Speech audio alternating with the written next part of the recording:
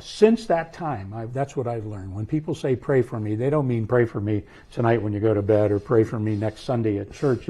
They mean pray for me now. And it has a tremendous effect, Tim, that we would pray for someone on the spot like that. And since then, when somebody says pray for me, come on, let's do it right now.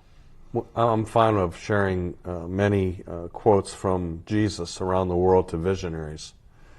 And the most recent one that I got that I shared that just jumped out at me, Jesus said, if we knew the power of a single prayer, we would never stop praying.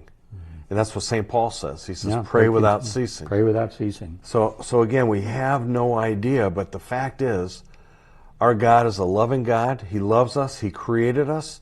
He gave us our family and our friends. He sent His only Son to die, to live and die for our sins, so that we can be with Him forever in heaven. Mm-hmm. And our job in this lifetime is to drag as many people along with us as we can as we follow Christ and try and live that virtuous life where we're pleasing, everything we think, say, and do is pleasing to God, as well as drawing other people to God and being Christ to others. You know, when St. Paul said to pray without ceasing, he didn't mean that we're supposed to be on our knees 24 hours a day. What I get from that when he says pray without ceasing is that we must include God in our day, in our lives. You know, during the course of the day, you know, Lord, help me get through this. When I was in college, I prayed that almost every class.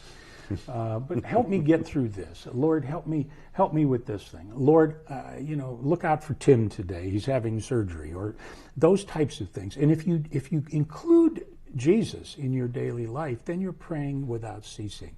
Then you are indeed keeping an active prayer life. You know, people say I don't have enough time to pray. There was a Mother Teresa story where she was traveling in a taxi cab, and she was with a local bishop. I don't know where this was, but the bishop was saying, "Boy, I'm just so busy. I've got this and this and this and this to do."